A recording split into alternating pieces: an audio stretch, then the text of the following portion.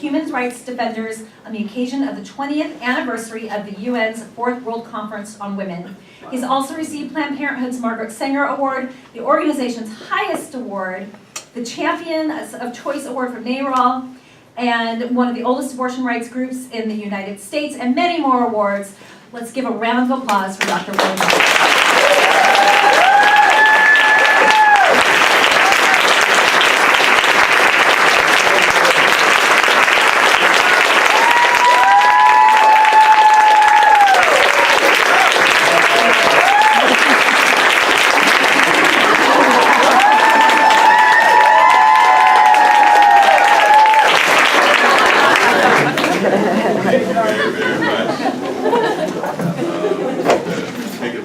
Opportunities, you never know when they might come around again. I'm on a little photo documentary of the wonderful opportunities that I've had to meet people across the country. I'm especially grateful to be here at the request of the many people who came together to plan this event. And in my gratitude, last night I was, the hospitality that I experienced meant that I ate at the finest place in LA last night, which for me was in the home of one of the people in a part of the reproductive rights, health and justice movement. That they put together a potluck for me at their home, and there was a variety of foods and great company, and somebody said that you can have great food and you can have great people, and every now and then you get the two of them together, and last night for me was just such an occasion. So I want to thank those people who made me feel welcome here in LA and treated me to a home-cooked meal and a great evening. And I'm especially grateful to be here at the invitation of the National Council of Jewish Women, which you're a part of. No, you can't take a call right now. But to be here because, you know, part of my public persona and identity that has earned me both praise and criticism is that I'm very explicit about my faith identity as a Christian. But I must admit to you that I avail myself more of the Judeo part of my Judeo-Christian heritage when it comes to the position of religion on women, because I avail myself in order to empower me to do this work of the wisdom of Rabbi Sofer when he said, no woman is required to build the world by destroying herself. In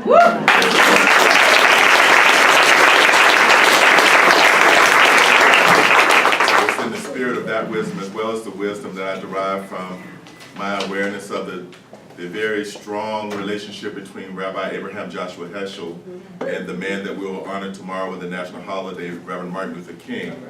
Rabbi Heschel, who marched in the civil rights movement, who said that when he marched as a Jew of Polish descent residing in New York who went south to march in the civil rights movement, he said that as he marched, he felt as if his legs were praying. But I'm called to remember in particular his words when he sent a telegram to President John F. Kennedy in August of 1963. Well, it was actually June. And the president had called a meeting, he called the convening to address what he called the Negro problem. Rabbi Heschel sent a telegram where he says, Mr. President, thank you for inviting me to this very important meeting. I think it's very necessary, and I hope it's not going to be a meeting that constitutes what people normally do when it comes to the weather. Everybody talks about it, but nobody does anything. He says it's very important for us to understand that as long as we tolerate the humiliation of the Negro in this country, that we forfeit our right to pray to God. If you'll allow me to contemporize that a bit, as long as we live in a country and we tolerate policies that humiliate and demoralize women, we forfeit our right to pray to God.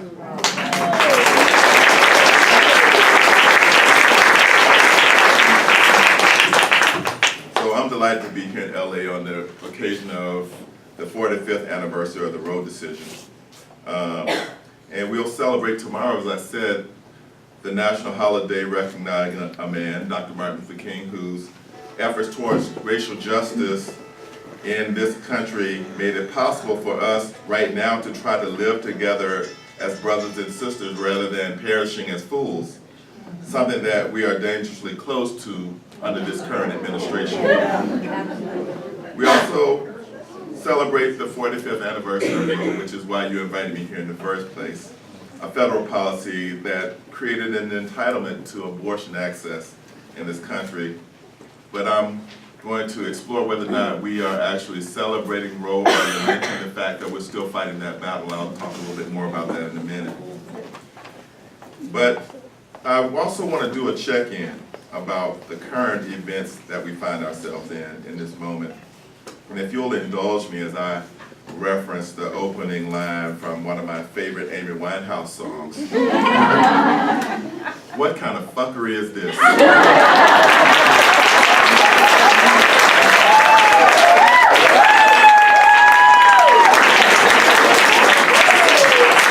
And if I were going to give you a fuckery report,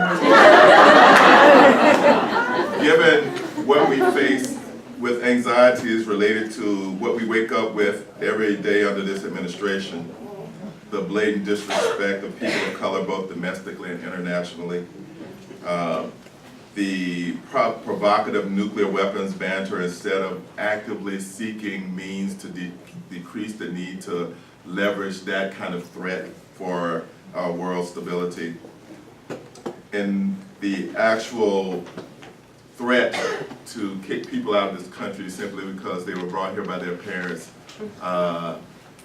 even as they now reach adulthood and aspire to contribute. That we are dealing with these kinds of things prompts me to raise the question of what kind of fuckery is this? Now, I know that my language is a little tart, but I have a challenge for you. If you're more offended by the word selection that I just made than you are about the policies that are coming out of the White House, then I suggest you need to recalibrate your sensibilities.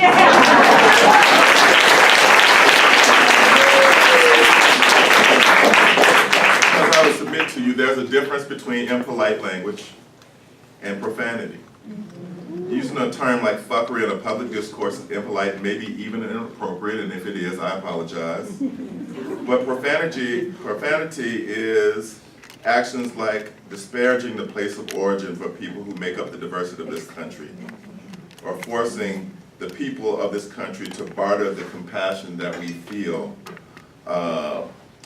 to finance the antiquated and ill-fated notion of turning this country physically into a fort by building a wall along our southern border. And so although our president, I call him POTUS 45, is guilty of both impolite language and profanity, we can wince at his language, but we have to actively battle to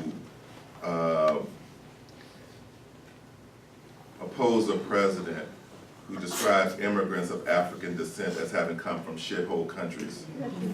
We have to resist policies that emanate from racial bigotry and that are rooted in racist ideology and that harm the people that they target.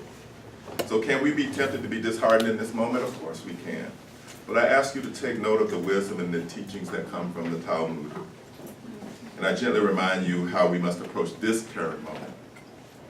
In the wisdom of the Talmud, it says, do not be daunted by the enormity of the world's grief. Do justly now. Love mercy now. Walk humbly now. You're not obligated to complete the work, but neither are you free to abandon it. So we must remember that it is our responsibility now, in this time, to change the situation that we're in. So today we are kind of early, but we're celebrating the 45th anniversary of the Roe decision. And I don't need to remind those of you who know what that meant to the over 250 women who often died annually when abortion was illegal, from unsafe, clandestine abortion. But we also know that most of the women who died under those circumstances were black and brown. This number fell almost immediately to zero when the Roe decision was passed. And what it's meant to me personally as a women's health provider is that in the 28 years that I've been practicing medicine, I've not once seen a woman die in this country from an illegal abortion. And while this alone is cause to celebrate, I submit to you that there's another reason to take note of this date. On July 4th, 1852, the Rochester Women's Anti-Slavery Society invited a very prominent and renowned speaker, obviously characteristics you've overlooked in inviting me here. They invited Mr. Frederick Douglass to make an address in celebration of the American Independence Day that year. Mr. Douglass's remarks became one of his most famous orations ever, and it was entitled, "What is the 4th of July to the Slave?" In his speech, Mr. Douglass startled his audience by, rather than extolling the virtues of a newly found republic, he instead chose to view the occasion of this celebration from the viewpoint of those for whom the promise of this country had yet to deliver. And so for my remarks for you this evening, I'm going to take a similar tactic from Mr. Douglass. I'm going to talk to you tonight from my viewpoint as someone who performs abortions for women, for the women who are fortunate enough to make it to my care or for my colleagues, but who am daily a witness to the women who never make it to me or to my colleagues due to the many barriers created since the passage of Roe. Like Mr. Douglass asked of his audience in 1852, tonight I ask of you, what is the anniversary of the Roe decision to a woman in America in 2018 who has an unplanned, unwanted pregnancy or wanted or legally flawed one? Does it represent 45 years of access to self-determination, bodily integrity, dignity, and safety due to safe access to abortion? Or does it mark the ever-present threat of the loss of the aforementioned public goods with the unrelenting assault of anti-abortion ideologues who are convinced that the only appropriate abortion is one that never occurs?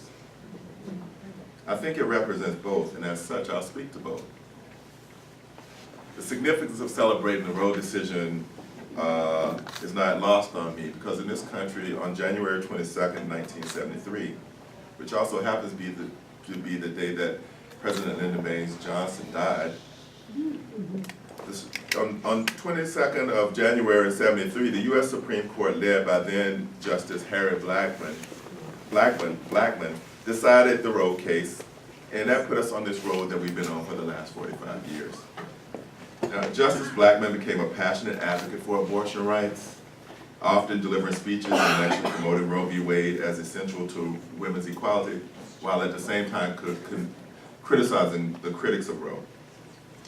Defending abortion in many of his remarks, Justice Blackmun wrote, "Few decisions are more personal and intimate, more properly private, or more basic to the individual dignity and autonomy than a woman's decision, with the guidance of her physician and within the limits specified in Roe, to make a decision about whether or not to end her pregnancy." Now, one of the current Supreme Court justices, the notorious RBG, who made against Roe, offered a criticism about how the Roe decision was flawed, not in ingratitude, but to understand that framing it as an empowerment for physicians to provide the care versus a basic privacy and health right for women.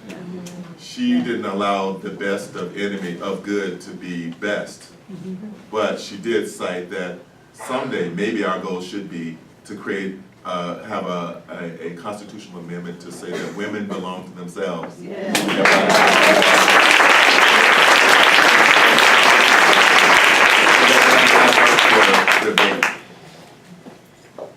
So, during the remainder of Justice Black's career, he filed separate opinions in 1989's Webster versus Reproductive Health Services, in 1992's Planned Parenthood v. Casey decisions, warning that Roe was in jeopardy. He said, "I'm 83 years old and I cannot remain on this court forever. And when I do step down, the confirmation process for my successor may well focus on the issue before us today. That, I regret, may be exactly where the choice between the two worlds will be made, the worlds of access or none." We didn't know how right he was going to be. It's because of Justice Black's astute observation in this regard that the outcome of the last election to me was even more important, given that the winner of that election was more than likely going to appoint Supreme Court justices, potentially creating the opportunity to overturn Roe. That thing, as Job said, which I fear greatly has come upon me, is precisely what is in play with the appointment of Neil Gorsuch to the court. So hence, today, while we celebrate the Roe decision, and that it's been in place for 45 years, a real understanding of what we're marking today has to be informed by the reality of abortion in America that's taken shape during that same period. That the overturning of Roe has not been possible for 45 years is precisely why we now have our present reality of domestic terrorism, doctors and patients being assaulted, killed, clinic sabotage, anti-women vitriol, and even more critically, we have incessant efforts to gut the provisions of Roe by state-level legislation parsing away at the very substance of that decision. Mandatory waiting period, parental notification, clinic trap laws, telemedicine prohibitions, and the Hyde Amendment. These all represent a salami approach to erode fundamental rights of women to health care and reproductive privacy. Now, as you heard in my bio, I've experienced firsthand as a physician plaintiff in the effort to block the changes in abortion laws in Mississippi that would result in regulations that would require those providing abortions to be board-certified OBGYNs, which I am, but also to have admitting privileges to local hospitals by myself and by other physicians traveling to Mississippi, and we were not able to secure those privileges. So even though those challenges are still in place, if Amy Hatchler Miller, my friend, and the plaintiff, along with Whole Women's Health, had not prevailed in the Hellerstadt v. Texas case, Whole Women's Health v. Hellerstadt, the only clinic in Mississippi might have closed. I began traveling to Mississippi in 2012 to address the fact that Mississippi has one clinic. And that one clinic with one provider traveling to that state, because no doctors living in that state were willing to work there, although they privately expressed a willingness, a sympathy for the plight of women. When I came upon that happenstance, I chose to go to Mississippi for a few reasons. First, being from the South, born and reared in Alabama, I know firsthand the realities of growing up in abject poverty, lack of education, and lack of health care, and the hardships that those things impose. Mississippi, which is the sister state to my home state of Alabama, is one of the poorest states in the country. At the time that I began traveling there, 20% of Mississippians lived below the poverty level, which was higher than the national average, but 42% of black Mississippians live below the poverty level. And the majority of those people living in poverty, as you know, are women and children. So Mississippi, along with Texas and Alabama, now enjoy the dubious distinction of being amongst those states in this country that have the highest maternal mortality and infant mortality rates. And that in itself was reason for me to go. The next thing that prompted me to consider going to Mississippi was that being a reproductive health provider, I was well aware and well acquainted with what happens when women don't have access to medically accurate sex education and modern methods of contraception, and they are sexually active. The fact that that occurs for all women, but in particular, the rates of unintended pregnancy are higher for women of color and women living in poverty, two populations that are often synonymous but not always the same. And that because they have higher rates of unintended pregnancy, they have higher rates of abortion.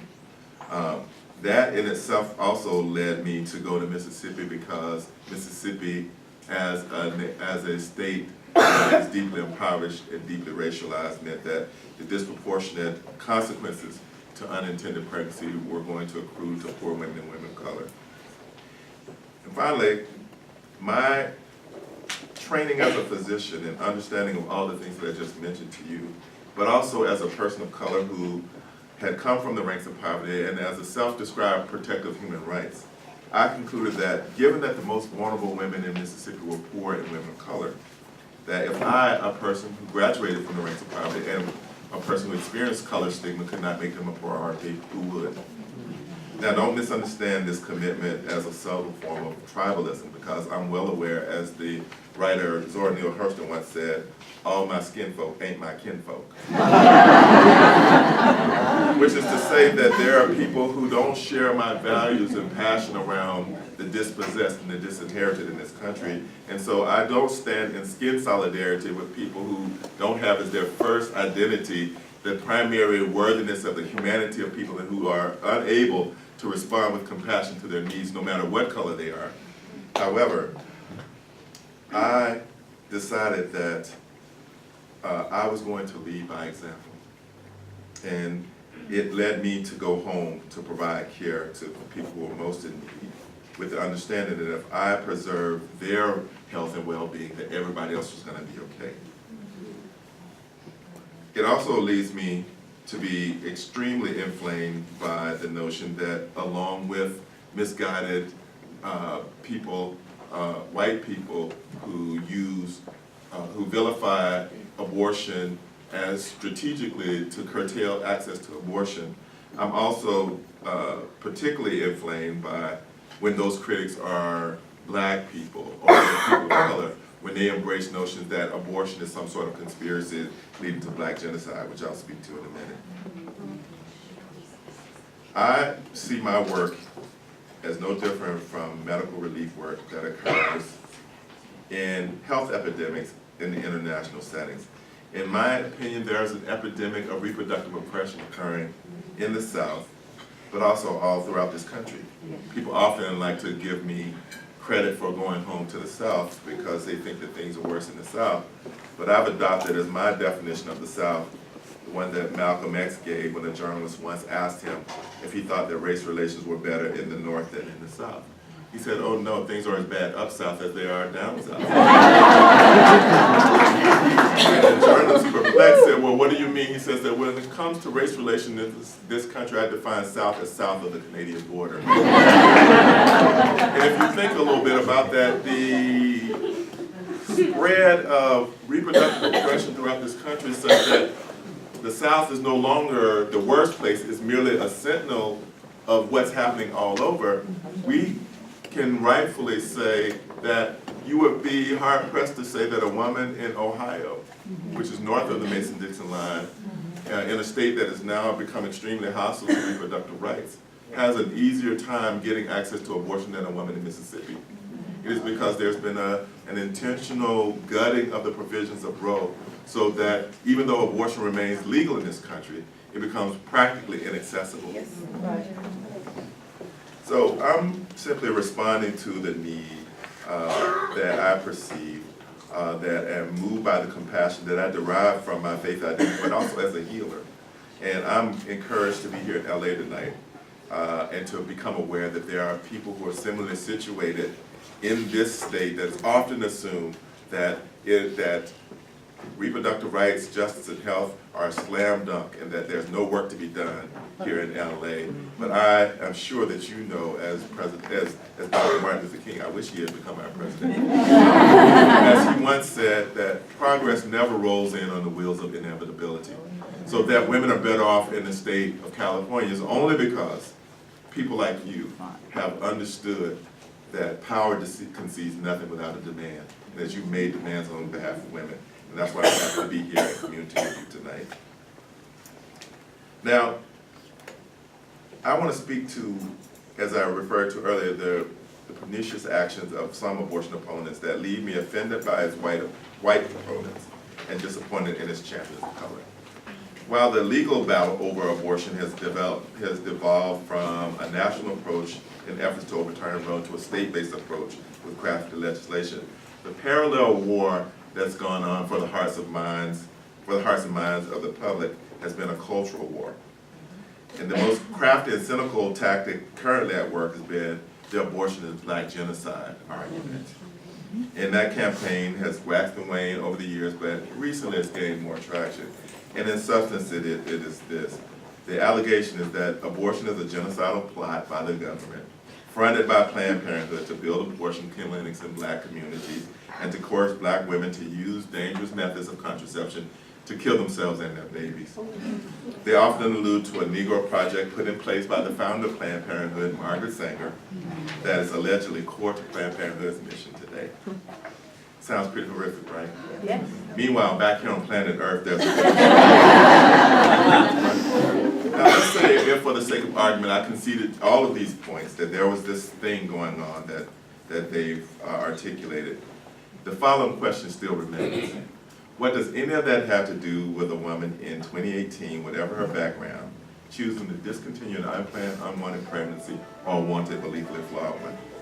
In order to embrace the whole black genocide argument and rhetoric, one has to assume that women are unable and incapable of making decisions about themselves and their lives, and I, for one, simply don't believe that.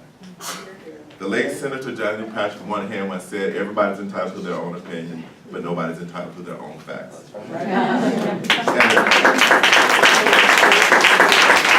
And the facts regarding reproduction in this country are the following. Black women, followed by Latina women, have disproportionately high, relative to their proportion of the population, they have disproportionately high rates of abortion, making them together the greater proportion of women seeking and accessing abortions. But the largest absolute number of people having abortions in this country are white women, because they're the larger population group.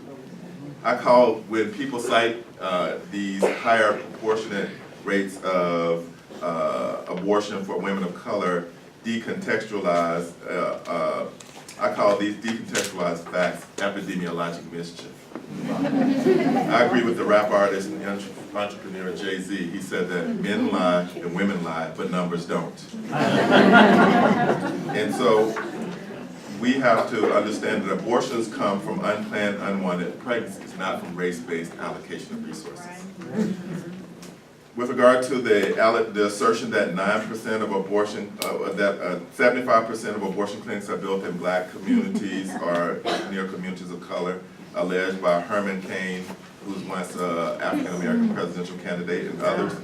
The reality is the Guttmacher Institute shows that only about 9% of abortion clinics are in proximity to predominantly clinics of color. And then with regard to Margaret Sanger's involvement with the black community, she was involved with the black community in Harlem at the invitation of the black leaders of her day, namely W.E.B. Du Bois, Mary McLeod Bethune, Adam Clayton Powell, and others who understood that the birth control message, not abortion, that she took to the boroughs of New York as she saw high maternal death rates from unsafe childbirth. They decided that black women deserved that same health information for control of their fertility, and hence she went up to Harlem and participated in the founding of one of the first family planning clinics in Abyssinia Baptist Church, which was pastored by Adam Clayton Powell. So illuminating these facts, they tell you that the reality of the black genocide noise, as I call it, is number one, ahistorical and therefore racially insulting and intentionally misleading. Number two, is not reflective at all of the reality of women's lives, black or white. And number three, at the end of the day, it's merely a patriarchal and parochial effort to control the reproduction of all women by shaming black women and by paralyzing white reproductive rights defenders with allegations of racism. It's a brilliant but dastardly strategy, in my opinion. In fact, I devote a chapter to this in my book, Life's Work, Moral Argument for Choice, which I will gladly sign tonight for anyone who is in possession of a copy, and therein lies my end of my shameless plug for my book.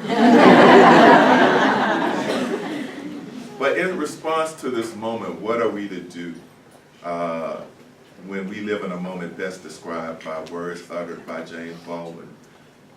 It is certain in any case that ignorance, allied with power, is the most ferocious enemy that justice can have. Yeah. What are we to do when we are living in that moment? Well, here are my thoughts as I prepare to close. First of all, if you're not a person of color, you must refuse the temptation to feel indicted by allegations of racism simply because you are white and providing much needed services to people of color. Just as being male doesn't make me sexist, your being white doesn't make you racist. All reproductive age women are at risk for abortion, and if you're working in this field to make services available for women who need and seek them, in keeping with the spirit of Roe on its 45th anniversary, your efforts are not impugned by the fact that the women who seek these services are most vulnerable, or black and brown, or poor. On the contrary, in my opinion, it would be genocidal and racist to not provide these services when you know what people need. We as a community, meaning communities of color, need everyone to understand that abortion access is a health issue and a human rights issue for this nation, not just for certain populations of this country. The final thing I think you should do is you should understand that in this moment it is important to lead with truth, i.e. reproductive health facts, and to allow your facts to be shaped by the truth, and then the truth will defend you, and you don't have to defend it. On race, that's what John Brown, Viola Liuzzo, Andrew Goodman, Mickey Schwerner, and Rabbi Abraham Joshua, all non-black people, had to do. They had to understand that the civil rights issue and the well-being of blacks was as important to them as non-black people. It was important because their humanity was at stake if they chose to be oblivious to it. We must understand the same about our role as people who can't become pregnant.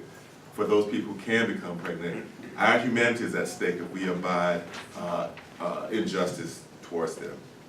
So on that tip, that's precisely what I was trying to achieve when I wrote my book, Life's Work. I saw a cartoon recently that will help me describe what I was hoping to accomplish with the book. There was a cartoon of a woman having a conversation with a man, and they were apparently talking about reproduction, or at least where people come from. There was a caption over the woman's head in response to what the man said, but it wasn't clear what the man said, but you could tell based on what she said in her response. Apparently the man had invoked his masculine primacy and importance by saying to the woman, "You came from my rib," intimating the story of Adam and Eve in the creation story, that man was made first, he was put into sleep, woman was taken from his rib, and then the woman was created. Now, anybody who studied biology knows that's scientifically implausible, but I digress. So, in response to this man asserting his authority over this woman, she said to him, and the balloon over her head said, "I didn't come from your rib, you came from my vagina."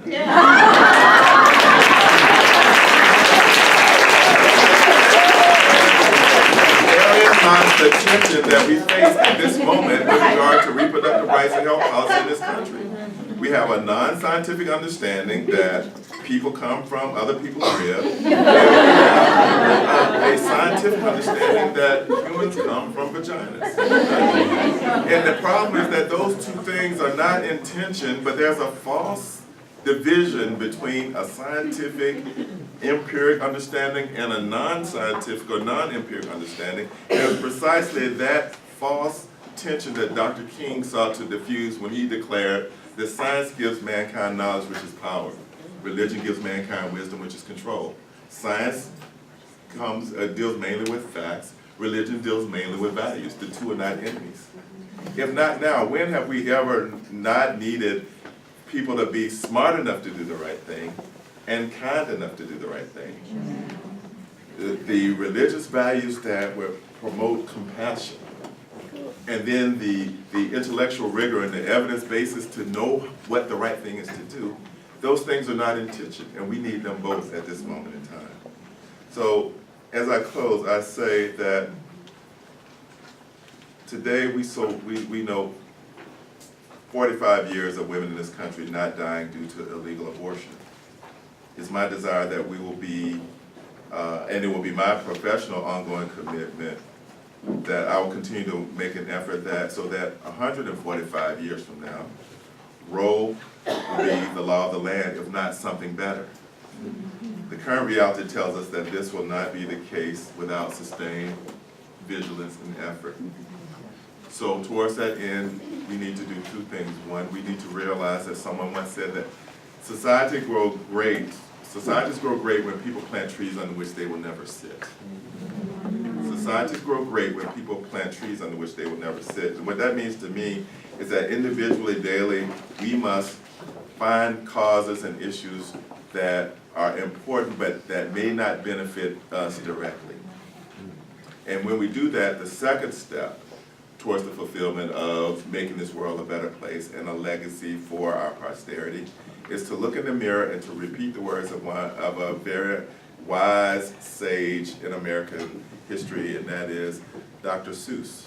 When he says in the Lorax, and I do this sometimes, and you should try it one time, look in the mirror and say, along with the Lorax, unless someone like you cares a whole awful lot, nothing's going to get better.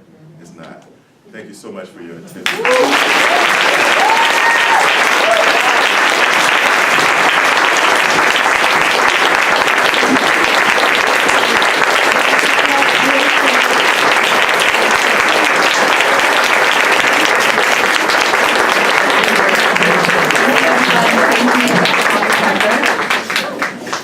We're going to take questions. We had planned on doing it with the note cards, but we're going to scratch that because we trust you all. So that means that we really need you to actually ask a question, make it quick so we can get as many questions in as possible. I know a lot of you want to share your stories, but we have a storyboard in the room with the food, and you can write down your stories and share them there. So please make sure that you're really asking the question and keeping it concise so that Dr. Parker can answer as many as possible in the minutes that we have for that. Thank you. Dr. Parker, I'm so thrilled to see you in this building where RAP was born, right here in 1991. For those of you not familiar, RAP is Abortion Fund National, and we're in Los Angeles for 27 years, but it was born here. I want to ask you specifically about the evangelical problem that we're having in this country, because I can't take it anymore. I turn on, yesterday there was a pastor defending the comments, defending the absurdities of what's being promoted right now. Did you talk to your evangelical friends about this issue and how they might have voted for Trump or not? I mean, do you speak to them about this? Well, the evangelical community many of them don't consider me authentically Christian, so there's the notion that because I do abortions that I am reprobate. So what